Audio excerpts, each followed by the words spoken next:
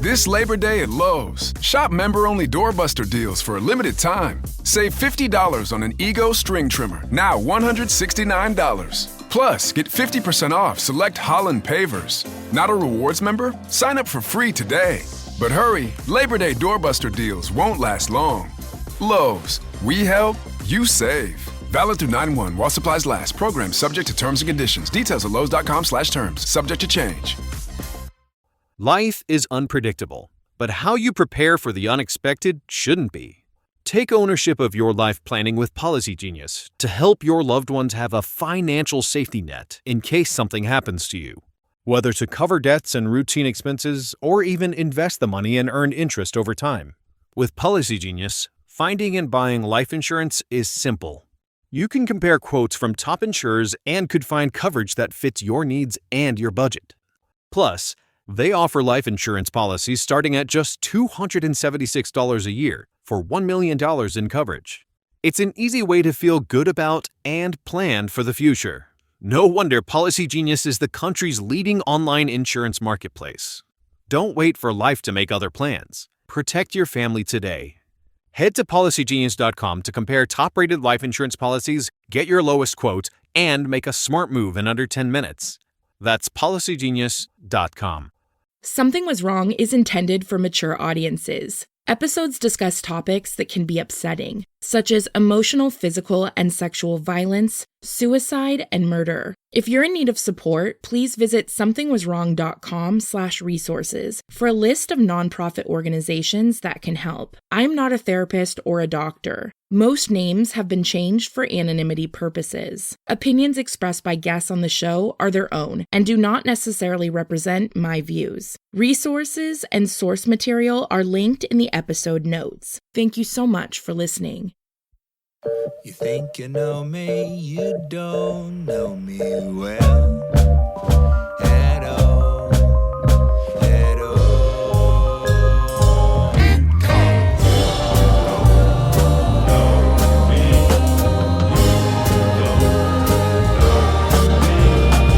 you don't know anybody till you talk to someone.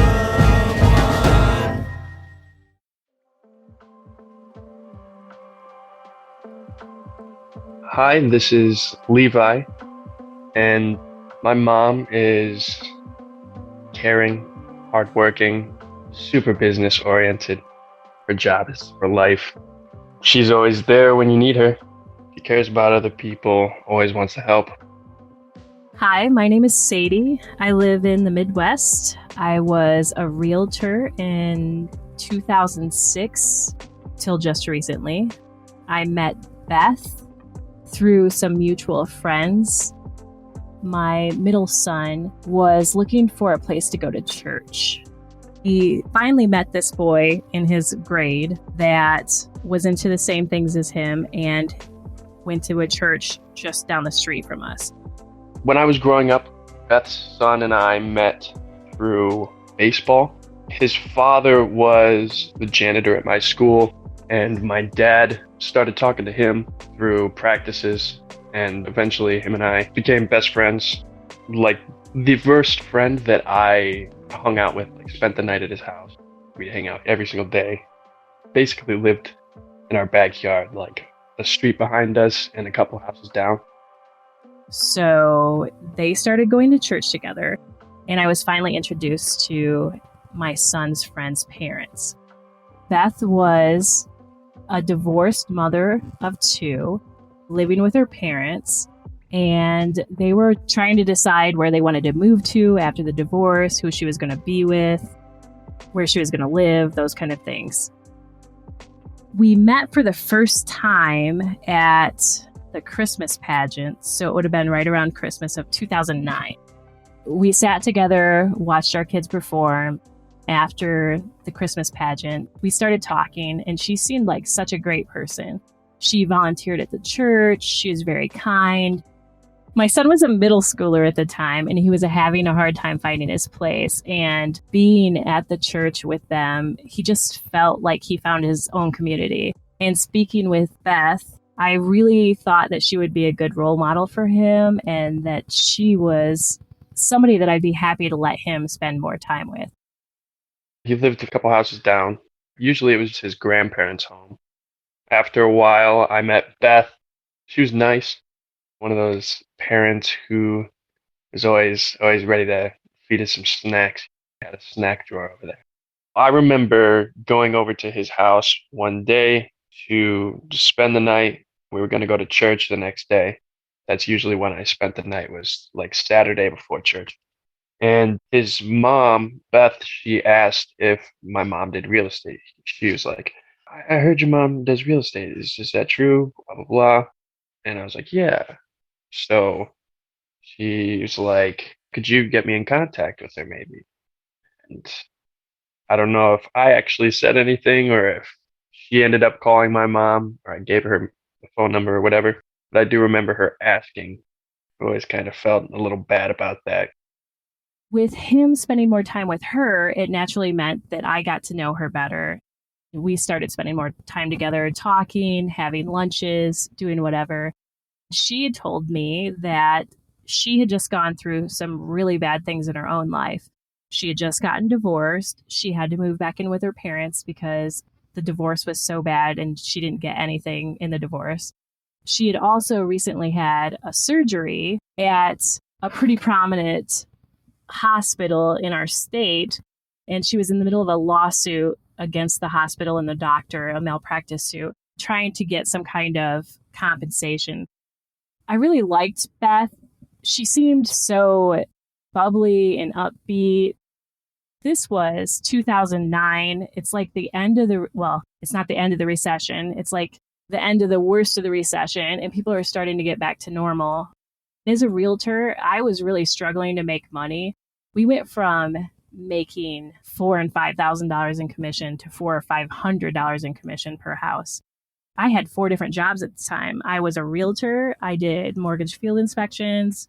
I bartended part-time, and I DJ'd karaoke because my husband got permanently laid off during the recession and we didn't have the extra money. So I was doing everything I could to make a dime. When we were talking about it, she said, as soon as my settlement goes through, I'm going to be looking for a home. I'd love if you could help me look for this home.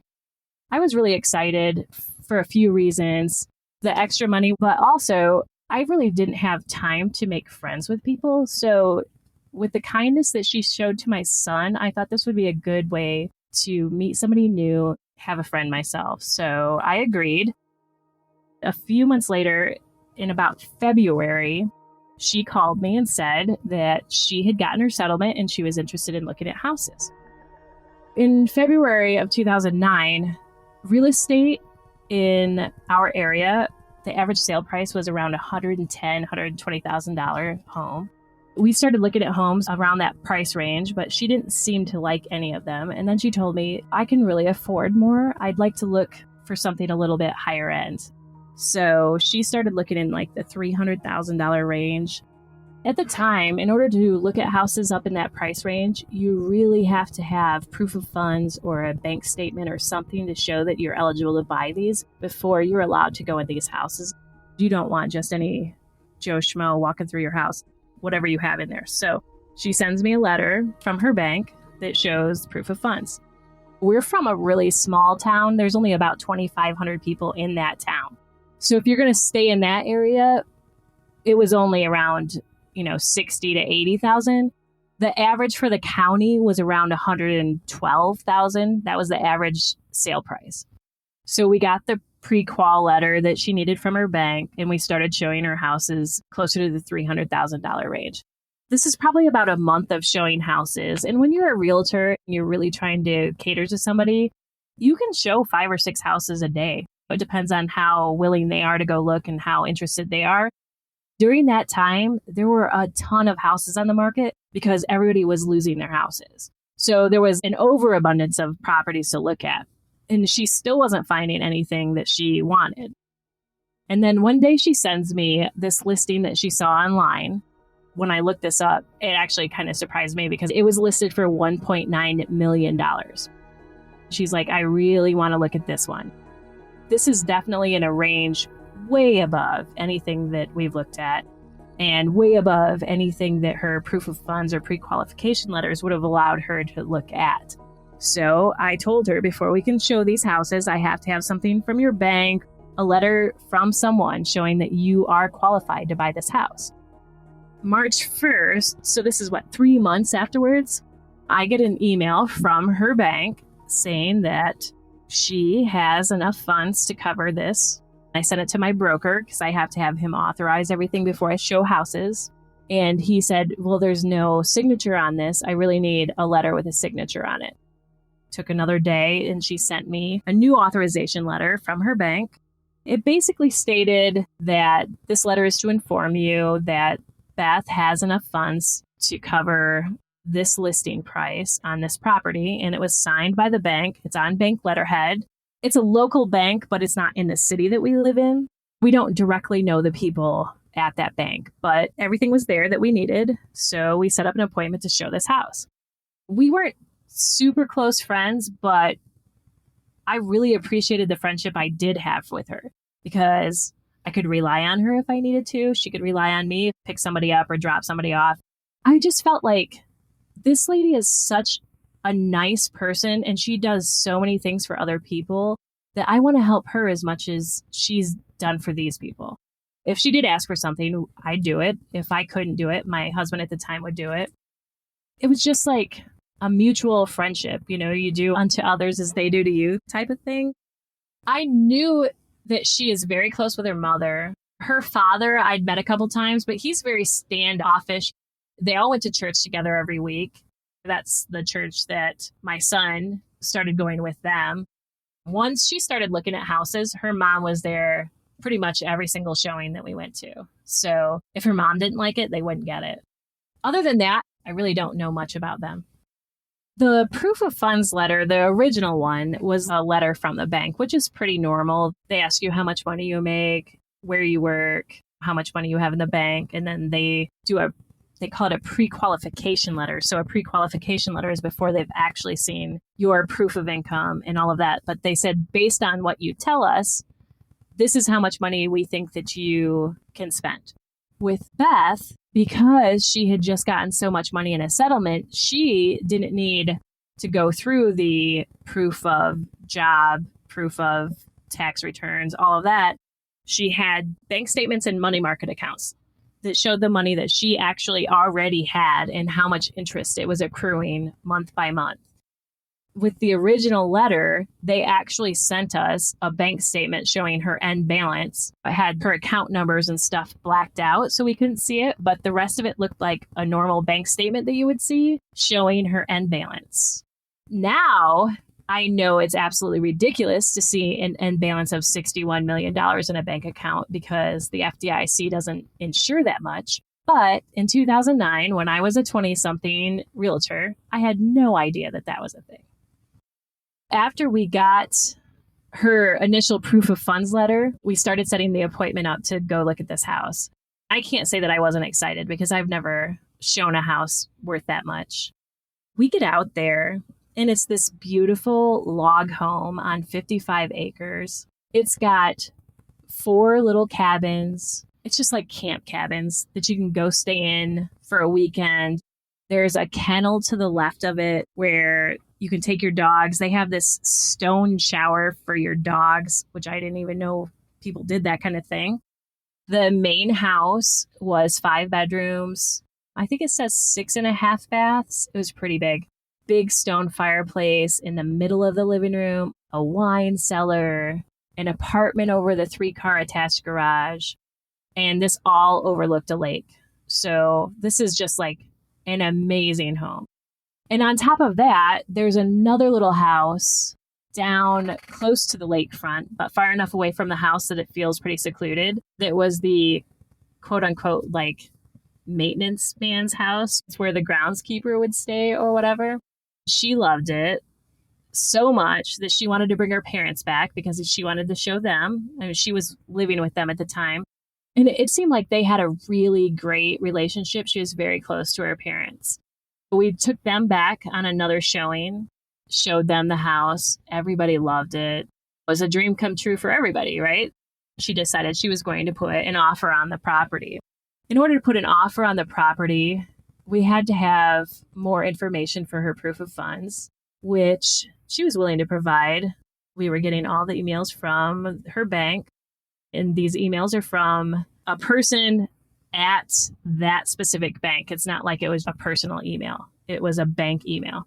So we got the proof of funds and we started the negotiation process.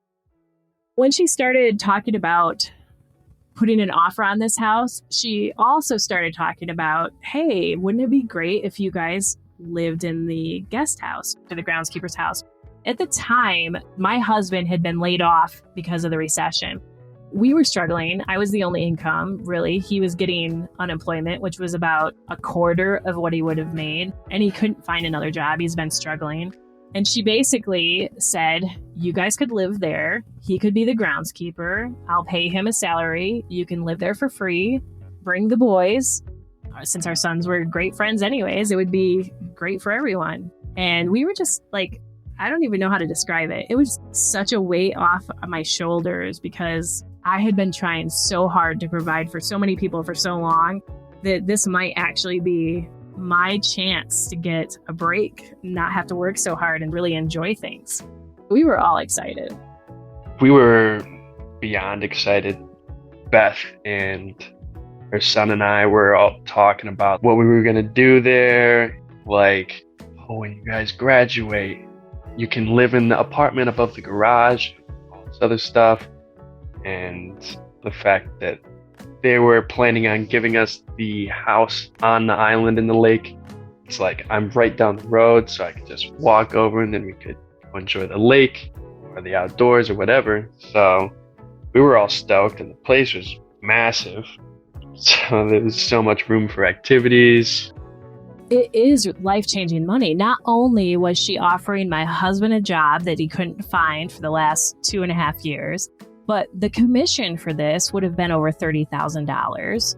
And we lived in this tiny little 800 square foot house with my 3 growing boys. At the time, the middle one was best friends with her son, was 12. My oldest one would have been 14, and my youngest one would have been 10.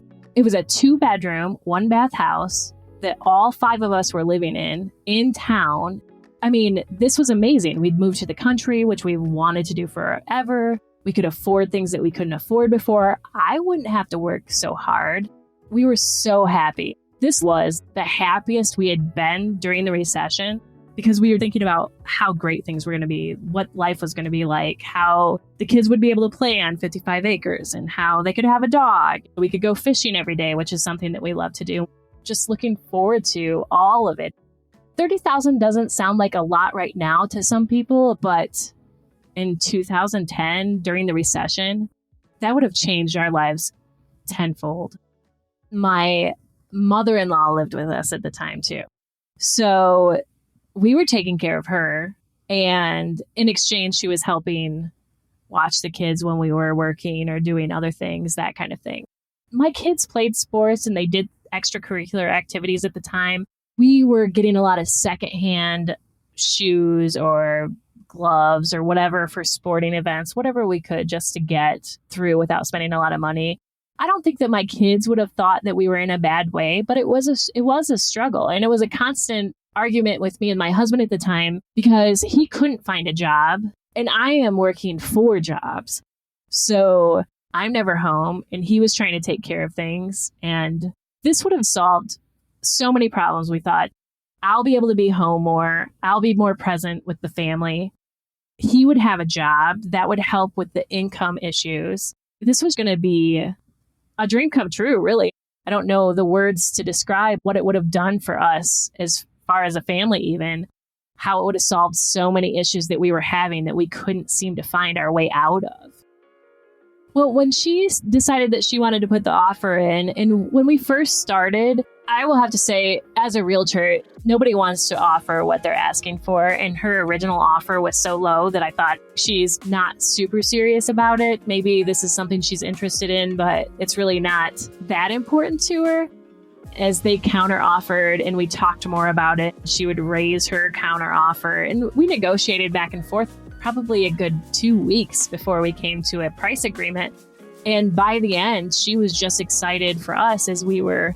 It definitely felt like she wasn't just doing this for her, she was doing this for all of us. It seemed to make her genuinely happy that she was helping us. And that was another reason why I felt so good about this too. You meet somebody who you think is genuinely good, who genuinely is there to help other people. She's done so much for her church. She's done so much for my children. And now she's doing so much for me. How could you think anything else than I want to be there for her too? That's about the time where people started saying, wait a minute, maybe you should know a little bit more about her.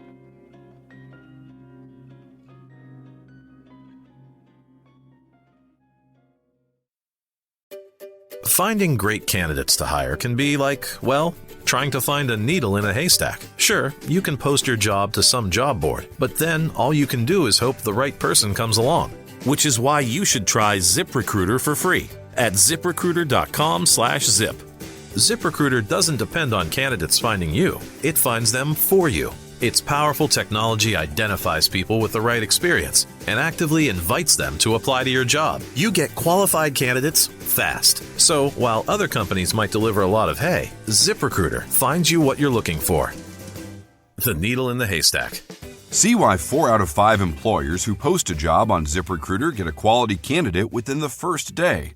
ZipRecruiter, the smartest way to hire. And right now, you can try ZipRecruiter for free. That's right, free at ZipRecruiter.com/zip. That's ZipRecruiter.com/zip. ZipRecruiter.com/zip. When we first got the offer accepted on the property, they were asking 1.9. It finally got negotiated for 1.75. That was what the offer was agreed to. I'm over the moon excited. So I go into my broker's office and I'm like, I'm writing an offer today for 1.75 million. He's like, what are you talking about? What house? And I said, well, I showed this property. He had known that I was going to show it because I had to get permission to show it, but he didn't know who I was showing it for. So he started asking me questions. Well, who's the buyer? Do you have all of the information ready to go? I'm like, yep, everything. We have proof of funds. I told him the name, and instantly, as soon as I said her name, he looks at me and he's like, oh, really? Like just that incredulous, unbelievable, are you sure we're talking about the same person kind of look? And I repeated the name and he's like, how did she come into that kind of money? So I explained to him the story. He's like, wow, that's really interesting. I haven't heard that. And since we are in such a small town of just 2,500 people, word does get around. I understand that he would say that because you pretty much know everybody's business in this town. At the same time, I thought that that is kind of such a personal thing. That's just not something that I would feel comfortable telling people. I would want to keep that private. So I assumed the same for her. I said that to him and he's like, well, good for you. I'm glad. I hope everything works out. That's the first time that anybody had said anything to me that made me even bat an eye or think twice about it, because she really was such a genuine person, such a nice person, such a helpful person that I couldn't imagine anything nefarious whatsoever. I write the offer up. It gets accepted. In our state, you have to provide an earnest money deposit. It's negotiable. It's usually around 1 to 5% of the negotiated price. $30,000 is what they wanted for the earnest money deposit. So I just needed a check from her for the $30,000, a wire transfer, whatever. She knew that. We got all the paperwork signed and I'm waiting for the earnest money deposit. The listing realtor is asking for updated information. There's inspections that need to be done on the house to make sure that the house passes. They have about 10 days before they can change their mind on the offer. I'm talking to Beth and she's sending me information from her lawyers, sending me information from her inspectors. They're trying to set up all of the inspections that need to be done. As far as I know, everything's going smoothly. The actual accepted offer was probably around, I would say March 8th or March 9th. So about a week after we looked at this house. We were all excited. The offer got accepted. All of this stuff is going to happen. And then she's like, you know what? I want to do something nice for my brother. She tells me that she decided that she's going to buy her brother a house as well. She had decided that her parents were going to move in with her into this big house because there were so many bedrooms and they've done so much for her. They were going to live with her, and she wanted to help her brother out by buying him a house. She tells me I gave him a limit of $350,000. That's 3 times the average price there. They're looking at pretty nice houses. He was saying, I want to look at this house and this house and this house. I started showing him houses. Well, I have to have the proof of funds, so we use the same proof of funds. And I think I only showed him 2 or 3 houses. And every time I showed him the houses, he seemed very, I wouldn't say confused, but not really excited about looking at houses. And to me, it seems like if somebody was showing me $350,000 houses that I might get to live in, I'd be much more happier about this. His wife, on the other hand, was ecstatic about everything. I'm in a basketball game with my husband and we're watching our son. This is the day that I'm supposed to meet Beth to pick up the earnest money deposit. Another friend of ours is sitting close to us and she asked me why I was so dressed up. And I told her that we were getting ready to celebrate because I had just closed this big deal. I'm meeting Beth to get the earnest money deposit. And then we were going to go have dinner to celebrate. She was really surprised that Beth was buying a house and she wanted to know what was going on. I mean, I can't indulge in all of the details, but I told her she finally got her settlement and she's buying this house. It's a great opportunity for all of us. She started asking me more questions and she was just really surprised that she hadn't heard about it. At this point, I'm still so excited about everything and thinking that Beth is such a great person and she's done so many good things that there's no doubt in my mind that this isn't what's happening. The look on her face was very much like, this is something that she's done before. And she started explaining to me that she told the local dealership the same thing and she ordered a brand new vehicle. Everybody seems to be surprised that nobody knows about it. I went back to the defense of, that's a pretty personal thing to happen in your life. So why would you tell everybody? It was just a personal surgery and something that happened that she wouldn't indulge the people around her. After the conversation, I can't say I didn't have any doubts. There was this little lingering voice in my head going, why are all these people telling you this? I wonder what's going on. But I'm really still upbeat and excited. You couldn't ruin my mood at that point. I'm just like, no, this is great. She's a great person. She's so good to my kids. She went through this horrible thing.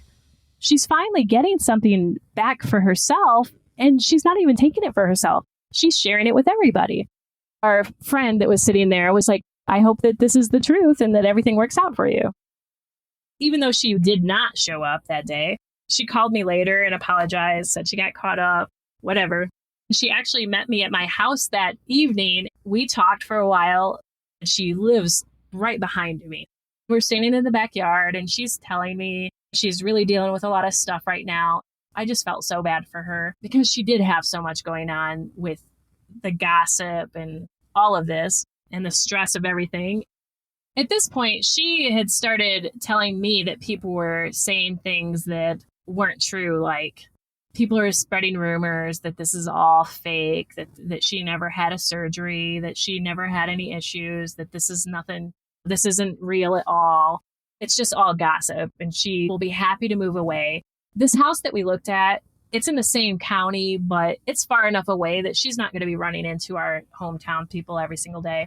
She was really tired of the gossip and ready to leave. She didn't want to go to the basketball game because she said she felt like she was getting that all the time now. It's getting out that this happened. She's buying this and she had this lawsuit. It is one of those things where it's 2,500 people in your little town.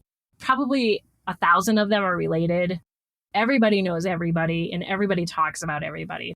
One thing could get said and it gets warped so many times that it's nothing like the original comment. So all of this made sense to me. I understood why she wouldn't want to be there. It's a personal matter that nobody needs to know about, but it's leaking out slowly and everybody's gossiping and changing what it actually is. She gave me the earnest money deposit check and she handed me a personal check, which isn't really normal for a $30,000 check. I was expecting a cashier's check or something from the bank, or a wire transfer is what they were looking for. When I look at the check, it's actually written from her mother's account, her mother and father's account. And I asked Beth, why would this be in their name? And she's like, well, my lawyer's having a hard time gaining access to my funds. She's looking into it. We can't cash out some of the money market things right away. So my mom is loaning me the money to put the earnest money deposit down so we can keep the ball rolling. Everything seems to make sense. Her mother has been on board with this the whole time. So of course her mother is going to loan her the money. The only thing that was odd to me about that, two things, I guess. One, that somebody had just warned me, or for the second time said, hey, are you sure this is real? The other thing was, her parents lived in a rundown house. It's one of those average grandparents' house that they've lived in for 40 years. It wasn't anything that made them look like they had $30,000 in the bank that they could just write a check to their daughter for an earnest money deposit. I don't know. Some people don't show off that they have money, so who am I to judge? And that's kind of the attitude that I kept. I was still at this point was very much like, everything's great. I'm going to have a new house soon. My kids are going to be happy. We're going to make all this money. Beth's going to finally get the house that she deserves. She's such a good person. And that was still the outlook that I had. We get the earnest money deposit check. I give it to my broker, and the process is he puts it in an escrow account and they hold it there until the closing date. In the meantime, we are still making plans. We're getting ready to get a new home. We can get rid of this little tiny house that we live in. My husband and I at the time started talking, and we're like, it's the recession. We need to get as much money out of this as we can.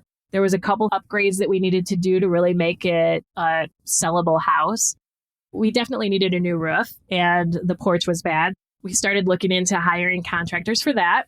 We couldn't afford to do this, but my husband at the time had really excellent credit. So we're like, we'll put it on a credit card because I'm going to make $30,000 here in just less than a month or whatever. So we'll be able to pay it off. No big deal.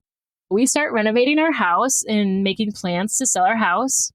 My husband and I, after we got the earnest money deposit check, that was pretty much the real moment. Like, we got the earnest money deposit. It's real. You can't go back now or she loses $30,000. That's the way the deal works. So we decided that we were going to take our kids on vacation, which we hadn't been able to do in years. So we started going online, and we also booked an entire vacation on credit cards. My kids had that to look forward to in the summer months. 2 or 3 days after the earnest money deposit, my broker calls me back and says, hey, I went to the bank today to deposit that check, and the bank wouldn't accept it. I don't understand why, because Beth's name's not on the check or what? And he's like, well, they said they don't think there's enough funds to cover the account. I thought that was strange, because why would they write a check that was bad? Why would her mother write a check that was bad? My broker is really great. He was a pretty patient guy through this whole thing. He's like, I'm going to make some phone calls and see what I can do. I don't want to try to cash this because it is so high. If we cashed it and it's not good, or if it's fraudulent, this could be a felony. So he didn't want to do that until he got more information. I called Beth and asked her about it.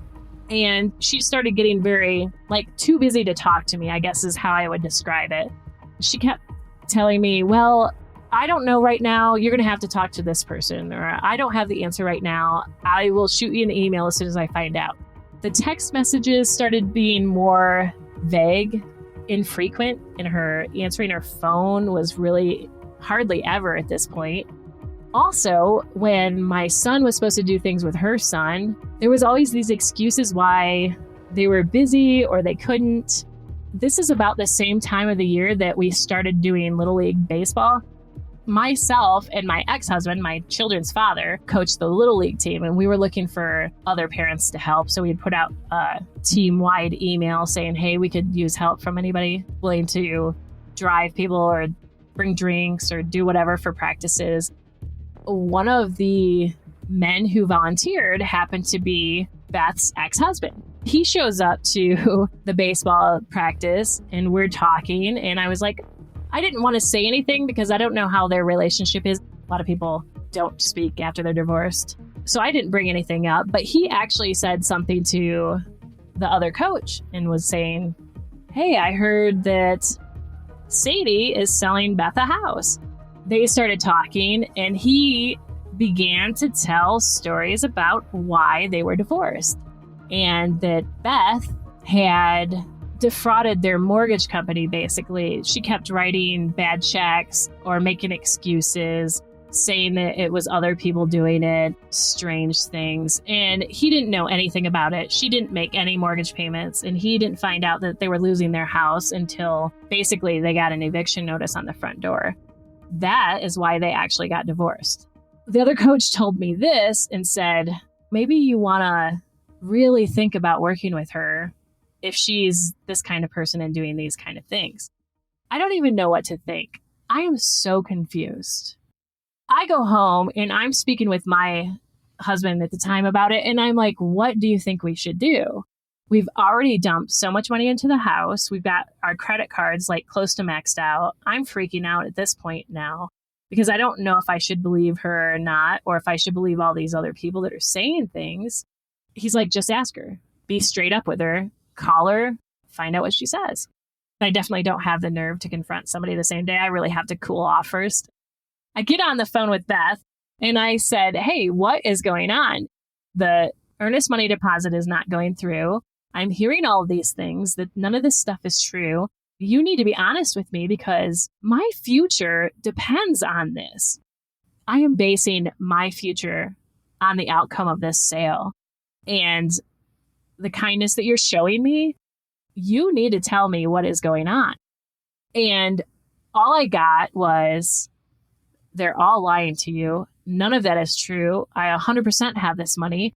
I'm just tired of this town. Nobody likes me in this town. My ex-husband is the one starting all these rumors and saying all these negative things about me. Everything is fine. I will have my lawyer call you tomorrow. We will get all of this straightened out and I will get you a new earnest money deposit check.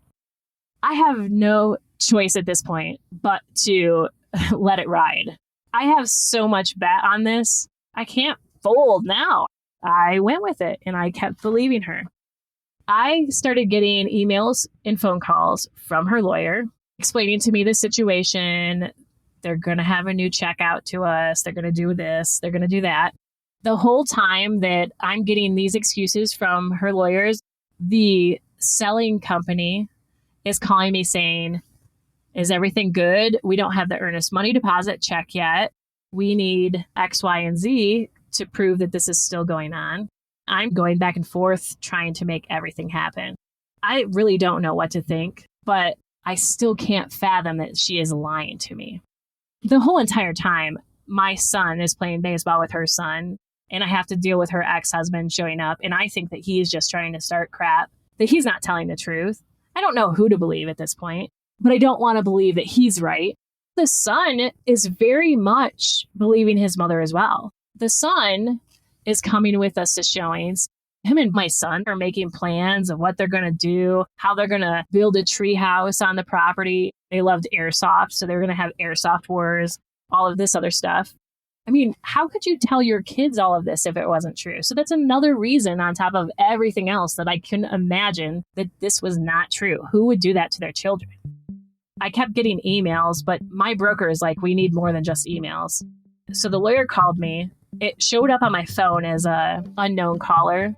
There was no number attached, and I answer it. She's talking really fast and trying to explain to me the situation. She told me that the way these funds were tied up, it was going to take longer to get them released. There was nothing she could do about it. She hopes that we were patient. She will talk to the selling realtors if they need us to, or whatever they have to do to make sure that this deal goes through. I get off the phone with her, and I remember looking at my husband at the time and saying, that really sounded like Beth with just a really thick Southern accent.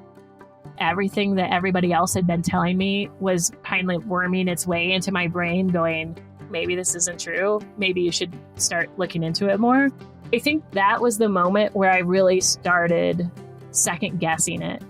My mom happens to work at a law firm. She was a legal assistant at the time. The following day I called her and I started asking her questions if there was any way she could look things up, help me kind of troubleshoot, prove or disprove things because I'm getting worried.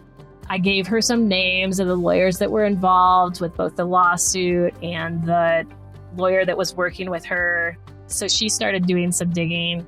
Her bosses actually got involved and really helped out and started looking too, because once they knew the situation, they felt this is important. Like, you don't want your daughter to be a part of this deal if it's not true?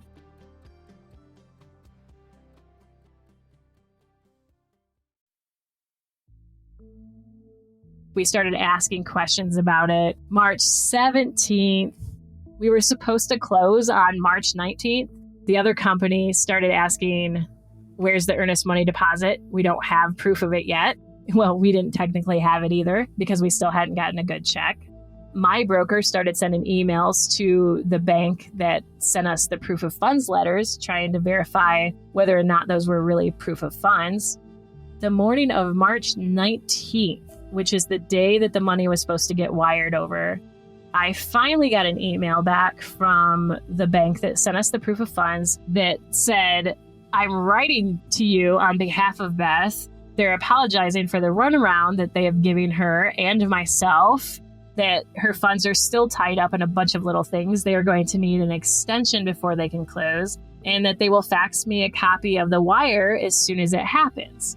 At the bottom, it says that Beth is the sole owner of these accounts and may withdraw $2 million to purchase the home as needed, and is signed at the bottom by the operations manager of this bank. This was when I'm like, finally, we have some information. Somebody finally got back to us. This is going to go through. And then we sent it back to that same bank for verification. The next email I have says, hello. I'm sorry it took me this long to respond. I just received this email from Beth. I know it is not legit. She didn't even spell the man's name correctly. That was supposedly the author of the email. He currently has been out of the office for the past week. He had a family emergency and hasn't been in. If there's anything else I can do, let me know. So I get this email back and I am freaking out now. I'm still like half in, half out. I have put so much time into this. I have so much money involved. To even think that none of this was real, that somebody that I trusted my children with, my children loved her like a second mom pretty much. She did a lot for my son. It made me sick to my stomach. I'm embarrassed. I am ashamed. I am angry. I am sickened by the thoughts. And then at the same time, I feel so bad for somebody who has to do this. To what? To feel better about themselves? Such a conflict of emotions all at one time. What do? As a realtor, you deal with a lot of maybe not so honest people. That's a nice way to say it. But you deal with a lot of people, and people tell you what you want to hear. It comes on both sides, whether it's the realtor telling you what you want to hear to buy a house, or it's the buyer saying that they can buy more than they can buy, or if it's the lender saying that they can do more than they can do. You get a lot of that, but nothing to this level. There is nothing that I have in my experience at all that could possibly get me ready for something like this. How can this not be real? And how, if it's not real, how could I possibly fall for this? Because I felt at this point in my life, I had bartended, I was a nurse, I have sold real estate, I have dealt with so many different kinds of people. I can read people. I know how to deal with all different types. I can usually adapt to my environment type thing. I just felt like I could figure this out. I'm not one of these people that this is going to happen to. I'm too smart for this, you know? The same day, we got 5 different emails.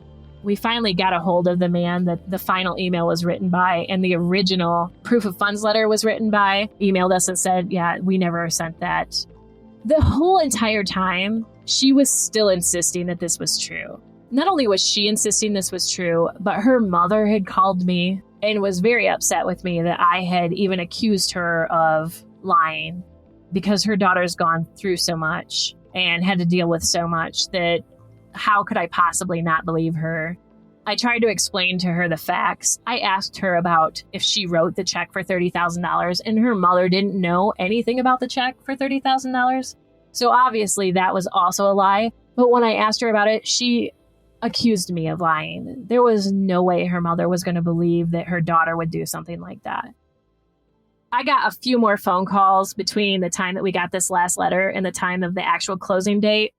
We pretty much sit around and wait to see if the wire transfer actually happens. That was pretty much our only option at this point. We had already figured out that it's not going to happen, but because she kept calling and kept sending us emails saying that it's on the way, the money never came through. The deal was done for all of us. Not only did the deal fall through for me, I'm obviously out $30,000. I have a house, but I thought I was selling it. We don't have the future that we thought we were going to have. We don't have the friendship we thought we were going to have. Now I have so much more debt that I can't even afford, that I shouldn't have done, which, I mean, that's on me. I can't blame that on her. But she knew the whole time. She was helping us make plans. She was, oh, that's so exciting. I'm so glad you're putting a new roof on your house. I'm so glad that you're doing this. You guys will get so much more out of it. And then you can do more things with us. And it was one of those, it just changed our whole future. It got to the point where by that last day, the day that we were waiting for the funds, I had to tell my son that he couldn't hang out with his friend anymore. And that was pretty hard. It wasn't necessarily that I didn't want him to be with his friend. I definitely didn't want him to be under that kind of an influence. He didn't understand. I mean, he's a 12-year-old kid. He has no idea what's going on. I have to pull my kids aside and tell them, we aren't moving. We don't get to go on vacation. We're going to have to return all of those flights and trips, vouchers that we had, the stuff that we were going to do. It's not going to happen. I had zero clue whatsoever until after the fact. I didn't know what happened until a couple years later.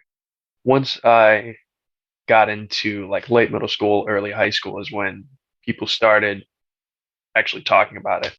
I didn't understand why my parents didn't like them and why I couldn't hang out with my best friend anymore until I got older. So it was confusing for me as a kid. I'm really sorry. That must have been really hard. This Yeah. is like your first really close best friend. And then do you remember the reason that was given why you couldn't hang out with him? My stepfather at the time, he's a very blunt person. He wouldn't give me specifics. He just used a couple choice words to describe Beth. And that was that. I couldn't really argue. And then they're like, you can go to his dad's house and he can come over here without giving a reason. In my mind, I was just like, oh, they're being mean. Growing up, she had only been nice to me. It was less convenient because his dad was busy more. I couldn't go and hang out with him as often. So that was tough. Once Beth started letting him come over more often, it settled down, but definitely for a little while it was rough. We still coached the baseball team that her son was also on. We did finish that season out, but pretty much after that, she didn't talk to us. I never saw her again. I got a final email from the quote unquote lawyer saying that the wire transfer has been enacted. I got a proof that the wire transfer has been enacted, which shows a wire transfer not only to the selling broker, but the commission to my broker, which is crazy. It's a Word document. You don't get a statement like that in a Word document. And now, looking back, it looks ridiculous. But at the time, I was hoping that would be the final one last hurrah, like maybe this is for real. But the funds never came through that day. The crazy thing is, the last email that I have from the other broker says that we have no plans to take action against Beth and the other parties acting with her on her behalf. If you have anyone else interested in buying the property, please advise. Our number one goal is to selling this property for the highest and best dollar. We apologize for the inconvenience on everybody's part. They had their lawyers read through all of the information and verify that it was fraudulent. The last conversation I had with her, we were arguing. This was at the point where it's getting so close to the end. And I'm so frustrated. And I'm like, you're making me look like a fool. And she was adamant. I don't know what you're talking about. We just need to do this. She told me that they needed to verify that the hot water heater was working. There was issues with that. They were concerned that it wasn't going to hold up. During that conversation, she kept telling me that her inspector had been there and he needed to go back and fix it. Houses that are worth that much money have these electronic lock boxes on them that you can't gain access to unless you have a realtor lock. It's an electronic lock. So you have to be there with that in your hand and push the button in order for it to open. So there was no way that any inspector had been there without somebody knowing. He couldn't have gotten in. So I know all of this stuff is a lie at this point, that this is not going to happen. And she was just adamant. This is going to happen. I will have this person call you. I will have this person call you. And that was the answer for everything. I will have somebody call you and tell you what is going on. Well, you've had lots of people call me. I'm not so sure at this point that it's not all you, whether you're putting on a Southern accent or has a voice changer or whatever you're doing. How do I not know that these aren't all you? There's nothing to back any of it up. So the last conversation that I had with her that wasn't via email was us arguing over whether she was telling me the truth or not, that she was adamant that she's 100% going to buy this house and that everything's going to go fine. I'll see in the end. I don't know what she was capable of doing. After this is all said and done, all of this stuff was a forgery. All of the emails said it had the person's name. It was literally like if you got an email from the bank with somebody's name at County National Bank or Bank of America or whatever, it was all of the emails show up that way. I still don't know how she did that because this was before like spoofing was a thing. The amount of deceit that goes into that, I didn't think that she had that in her because she seems so nice. That takes a hard poker face. I did not think that that's the kind of person that she was. I was definitely upset when I found out. Finally understanding, I was at an age at that point where I understood how tough that was for my mom and the fact that she could have lost her job and people thought that she was in cahoots and that could have been very bad for my family. Why do you think she did this? I don't know. The more I think about it, I think that maybe she needed a friend and this gave her friendship, but we weren't that great of friends. It wasn't like we spent a ton of time together. One thing that I do remember is how excited she was for us. So I don't know if she got something from seeing us be happy about what our future was and how things could be. I don't know if it's like pathological lying or compulsive lying. Maybe she started lying and she just couldn't stop. I really don't know. I've never got an answer. The girl at the basketball game had said that she had done the same thing with the local auto salesman. They did order the car and the car showed up and she went to pick it up and she had no funds. There was no way that she could pay for it. She took it off the lot that day and drove her for a few days. And then when she couldn't come up with the money, they had to take it back. If it was that kind of thing where she just wants to act like she has money, but there's no way you could get away with that with something like this. You can't get a house without actual money. There was no money wired. There was no money to be wired. She could have gotten so many people in trouble, especially her parents, writing a $30,000 check from their account.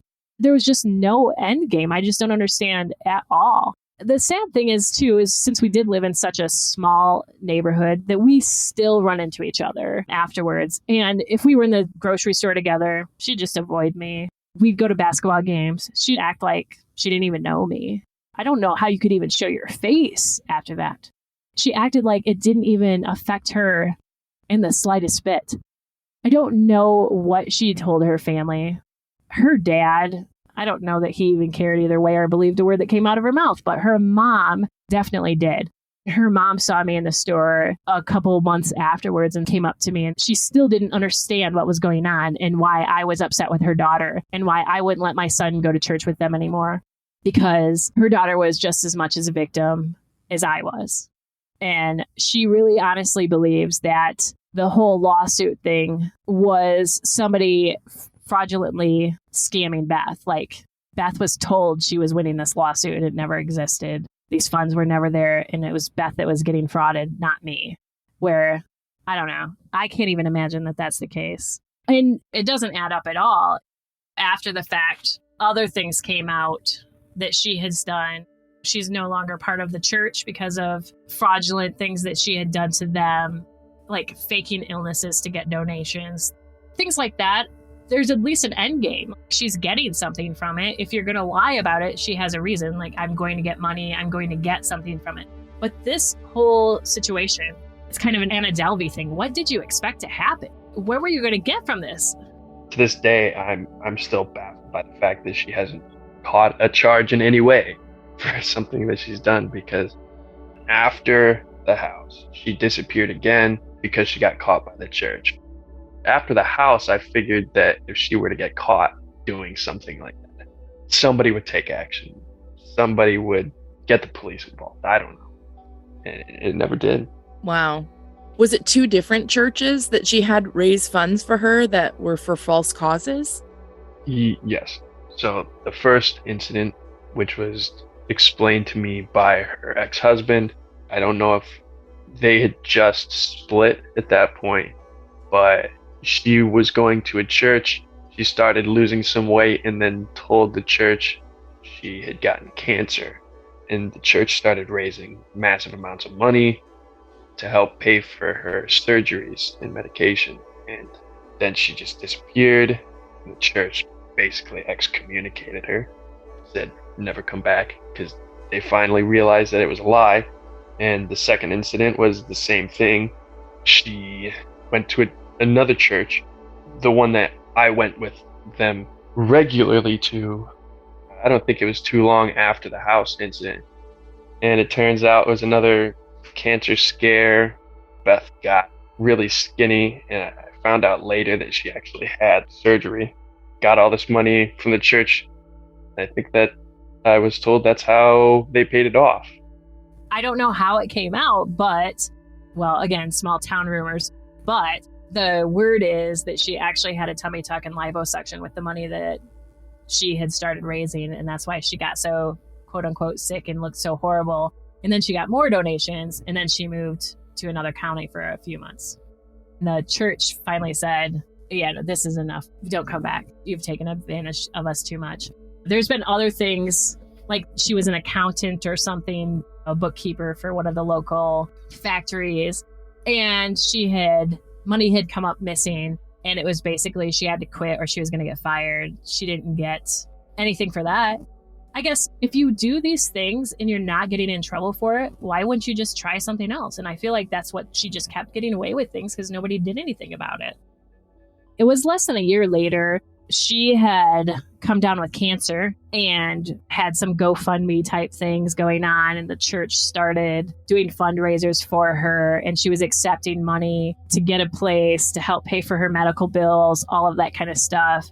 I don't know how it was exposed, but in the end, it was exposed that that was all fraudulent, to the point where the church asked her to leave. She was kicked out of the church, basically. And that is another thing, too, that her mom was very much like, the world is against my daughter. So she has her mother believing in everything that she says. Her children, now that they're older, they have said some things to my son. They're not good friends still, but they stayed friendly and they graduated together. They stayed in the same middle school and high school the whole time. The son was very much like, he knows his mom does things that she shouldn't, but it's his mom, that kind of thing. Probably the worst part about it is that her kids had to go through all of that too. It wasn't just our family. We're fine. I just had to work harder. I paid my bills. We got things caught back up. It was stupid decisions that I made to buy things I didn't have money for. I can say that now. And at the time, it was devastating. And I didn't know how I'd ever get through it, but we did. What makes me feel the worst about it is that her kids had to live with that, and they keep having to live with that. And she keeps doing those kind of things, and nobody does anything about it. She's never been prosecuted for anything. She's really never been reprimanded for anything other than the fact that the church kicked her out. She can go somewhere else and do it because there's never been any legal ramifications. There's never been any monetary ramifications on any of this. She's never learned her lesson. And I can't even imagine what those kids had to see and how embarrassed they also have to be to do that. Unless she's just pulled the wool over their eyes like she did her mother and they believe everything that she says too. But it doesn't sound like that. It sounds like the children finally, they know. Definitely their father knew what was going on. So hopefully he helped them kind of stay on the straight and narrow. But I don't know. She's not in that same town anymore, but she's about a half an hour away. My kids still run into her. How did you see this impact your mom? She's very reserved with her emotions. I've seen her cry and stuff like that, but very, very rare occasion. She did a really good job at hiding how it actually affected her. I didn't know that anything was wrong until years later. Did you guys stay friends? Yeah, we were really good friends up through, I'd say, freshman, sophomore year. I caught him in a lot of lies, and I didn't want to deal with the drama, so we kind of fell out of friendship. And then we reconnected again a couple years ago and fell out of that again because of more lying situations. So What would you say was the hardest part and the biggest impact for you and for your family? For me, it ruined my outlook on people in general. I don't trust anybody. It is so hard for me to take anybody at face value. And I double check everything. I vet everything now. I'd make phone calls. I'm definitely not as naive. I don't trust anybody.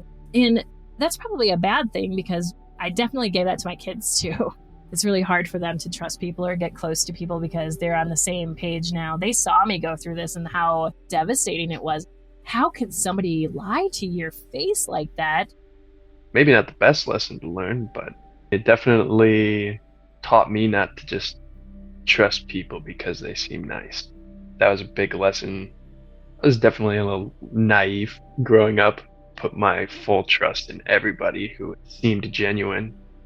The monetary hole that it got me into, I mean, you shouldn't spend money that you don't have. Don't count your chickens before a hatch, all that kind of stuff. But you're so excited because your life's going to change. You can do all of these things. Let's get a head start. Let's not wait. It was just the excitement. And I didn't have any reason to think that it wouldn't work. I've never had a situation where one of my deals didn't go through, especially when it went this far. Yeah, I'm so sorry. I can't say it's a good lesson to be learned. I'm glad that I learned the lesson. It's helped me in a lot of other ways in my life in making choices, whether it's monetary or life-changing. I do a lot more research. I'm not going on a hope and a prayer anymore. I don't know what I could have done differently to make things better. I wish that I was more cautious. Like I said, I am now. I think that honestly that this is some kind of mental health issue or something. I really wish that there was more help for people who do these kind of things. There should be some kind of consequence for what they do so that these kind of things stop. The fact that so many people knew things that had happened previously before this happened to me that Beth had done and nobody said anything, that's another thing. Like, if you have a friend that's doing something, you're like, I wonder if she knows this, or if I wonder if they know that. You really should say something because it can cost somebody their world, their future. Too many people are like, well, I didn't know it was my place, or I didn't think it was my place, or I figured that they could figure it out on their own. We can certainly hold compassion for this woman and perhaps her mental health challenges, and also hold her accountable and say, this is not okay, and your behavior has far-reaching effects, and it's hurtful. Yeah, absolutely. Gaslighting is the best way to describe it. You're never seeing the other side of the story. And the fact that nobody else is there to tell me any other side of the story, or nobody's willing to tell me, hey, she's done this before, she's lied to people before. This was definitely something that I also wanted so bad. So maybe I did believe more than I should. But the fact that there's nothing to deter these people, a $30,000 fraudulent check is a felony. The banks didn't want to do anything about it. None of the realtors wanted to do anything about it. She could just keep doing this, and she will keep doing this. It's painful on so many levels. You're embarrassed and ashamed. You feel that to your core when something like this happens to you. You don't want to tell people. So that could be why nobody else knows about these things, because she's done it to them and they're so embarrassed and ashamed about it happening that they let it happen to them that they're not telling people. And that was the same thing with Anna Delvey too, right? That's why a lot of people didn't come forward until a journalist dug into it, is that people were embarrassed because as a professional, they want their reputation protected. But also, when there's no consequences, people will continue to do what they do. And unfortunately, they get better at it and more extravagant, usually in my experience, until they do end up in jail. Yeah, definitely. Thank you so, so much for taking the time. I really, really appreciate it.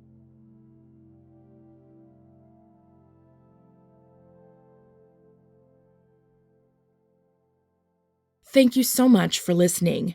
Until next time, stay safe, friends. Something Was Wrong is a Broken Cycle Media production, created and hosted by me, Tiffany Reese. If you'd like to support the show further, you can share episodes with your loved ones, leave a positive review, or follow Something Was Wrong on Instagram @Something Was Wrong Podcast. Our theme song was composed by Glad Rags. Check out their album, Wonder Under. Thank you so much.